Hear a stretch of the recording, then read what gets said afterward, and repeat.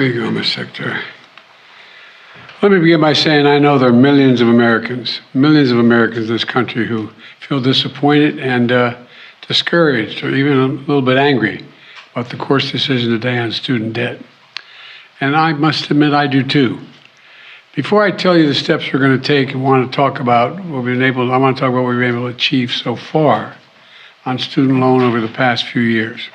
First, we made the largest increase in Pell Grants in over a decade, helping students from families who nearly all make less than $60,000 a year. Then we fixed the so-called, with the help of the department, Public Service Loan Forgiveness Program. So the borrowers who got into public service, such as school teachers, police officers, social workers, service members, they actually got the debt relief they were entitled to under the law. Before I came to office, only 7,000 people had benefited from that program. Today, over 600,000 borrowers have received relief from that program. And it's still available. So many more people can be helped. And I encourage you to apply if you haven't already. You're still eligible. Go to studentaid.gov. It matters. Third, my administration improved the program from the Obama-Biden administration on income-driven repayment plan. That's what it was referred to as. Back then, we set a limit. Student borrowers would pay no more than 10% of their disposable income to pay back their debt in any one time. My administration is going to reduce that to 5%. It's now the most generous repayment program ever.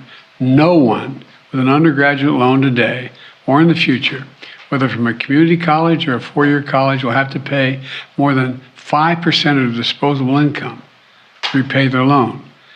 And that's income after you pay for the necessities like housing, food, and the like. Typical borrower is going to save about $1,000 a year. And if you keep up payments for 20 years without missing them, your total debt is forgiven after 20 years.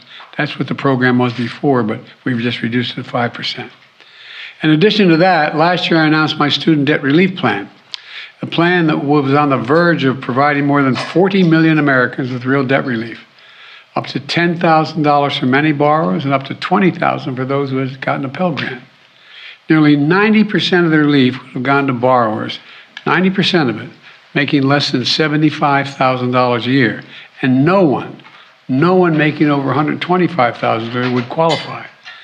This program was all set to begin. The website had been set up, the applications had been simplified so that it took less than 5 minutes to complete.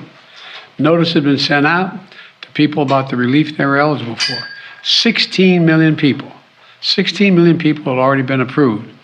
The money was literally about to go out the door. And then Republican elected officials and special interests stepped in. They said, no. Literally snatching from the hands of millions of Americans thousands of dollars in student debt relief that was about to change their lives. You know, these Republican officials just couldn't bear the thought of providing relief for working class, middle class Americans. Republican state officials sued my administration, attempting to block relief, including millions of their own constituents. Republicans in Congress voted to overturn the plan. I think every one. I don't think I had any Republican votes for this plan. At the same time, think about this. We all supported the Paycheck Protection Program, remember, PPP? Which was designed to help business owners who lost money because of the pandemic. It was a worthy program, but let's be clear. Some of the same elected Republicans, members of Congress who strongly opposed giving relief to students, got hundreds of thousands of dollars themselves in relief, members of Congress, because of the businesses they were able to keep open. Several members of Congress got over $1 million. All those loans were forgiven. You know how much that program cost? $760 billion. My program's too expensive. $360 billion more than I proposed in my student debt relief program. I was trying to provide students with $10,000 to $20,000 in relief. By comparison, the average amount forgiven in the PPP, the pandemic loan program, average amount forgiven was $70,000. Now, a kid making $60,000, trying to pay back his bills, asking for $10,000 in relief, Come on. The hypocrisy is stunning. You can't help a family making 75 grand a year, but you can help a millionaire and you have your debt forgiven? My plan would not only have been life-changing for millions of Americans, it would have been good for the American economy. Freeing millions of Americans from the crushing burden of student debt, more homes would have been bought, more businesses would have been started, more couples would have had the confidence to start a family. Millions of people would have felt they could get on with their lives. These Republicans blocked all that. Now, in addition to the hypocrisy, some of these Republican Congress are shamelessly pushing to advance a bill in the coming weeks that gives hundreds of billions of dollars in tax breaks and handouts to the wealthiest Americans. They still haven't given up on making permanent a $2 trillion tax cut that they never paid for. Never paid for. $2 trillion. So let me be clear. For Republicans in Congress, it's not about reducing the deficit. It's not about fairness in forgiving loans. It's only about forgiving loans they have to pay.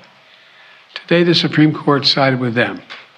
I believe the court's decision to strike down my student debt relief program was a mistake, was wrong. I'm not going to stop fighting to deliver borrowers what they need, particularly those at the bottom end of the economic scale. So we need to find a new way, and we're moving as fast as we can. First, I'm announcing today a new path consistent with today's ruling to provide student debt relief to as many borrowers as possible, as quickly as possible. We will ground this new approach in a different law than my original plan, the so-called Higher Education Act. That will allow Secretary Cardona, who's with me today, to compromise, waive, or release loans under certain circumstances. This new path is legally sound. It's going to take longer, but in my view, it's the best path that remains to providing for as many borrowers as possible with debt relief. I've directed my team to move as quickly as possible under the law. Just moments ago, Secretary Cardona took the first step to initiate that new approach. We're not going to waste any time on this. We're getting moving on it. It's going to take longer, but we're getting at it right away. Second, we know what many borrowers will need to make their hard choices, which their budgets are being strained now when they start to repay their monthly loan payments this fall. You know, we know that figuring out how to pay these added expenses can take time for borrowers, and they might miss payments at the front end as they get back into repayment. Normally, this could lead borrowers to fall into delinquency and default. But without their it will hurt their financial security, and that's not good for them or the economy. That's why we're creating a temporary 12-month, what we're calling on-ramp repayment program. Now, this is not the same as a student loan pause. It's been in effect for the past 3 years. Monthly payments will be due. Bills will not go out and interest will be accruing. And during this period, if you can pay your monthly bills, you should. But if you cannot, if you miss payments, this on-ramp will temporarily remove the threat of default or having your credit harmed, which can hurt borrowers for years to come. Because the Department of Education won't refer borrowers. And the reason why that will work, they won't refer borrowers who miss payments to credit agencies for 12 months to give them a chance to get back up and running. Let me close with this. Our Republican officials say student loan relief is a giveaway to the privileged. You hear that loud now, the privileged. I love their concern for the privileged. But I know who student loan borrowers are in this country. So do all you. The couple putting off having a child until they can find their way to deal with their debt. That's who they are. They're young putting off buying their first home so they can get out from under student loans. Hope on the horizon, thanks to relief that I planned last year. Today's court decision snatches it away from them. I get it. I get it. I hear this. And I'm concerned about it. But today's decision has closed one path. Now we're going to pursue another. I'm never going to stop fighting for you. We'll use every tool at our disposal to get you the student debt relief you need and reach your dreams. It's good for the economy. It's good for the country. It's going to be good for you. Thank you very, very much for listening. We're going to get this done, God willing. Thank you. Mr. President, why did you give millions of borrowers false hope? You've doubted your own authority here in the past. I didn't give any false hope. The question was whether or not I would do even more than was requested. What I did, I thought was appropriate, and was able to be done and would get done. I didn't give Boris false hope, but the Republicans snatched away the hope that they were given, and it's real hope. Thank you. Mr. President, will you the cancel court said you student overstepped debt? your authority. Did you overstep your authority? I think the court misinterpreted the Constitution. Mr. President, do you will you- admit failure in Afghanistan? Mistakes. There was a report on Afghanistan withdrawal saying there was failure, mistakes. Do you admit there was mistakes during the withdrawal and before? No, all the evidence is coming back there. Remember what I said about Afghanistan? I said Al Qaeda would not be there. I said it wouldn't be there. I said we'd get help from the Taliban. What's happening now? What's going on? Read your press. I was right. Thanks. So the report is from the State Department actually about the withdrawal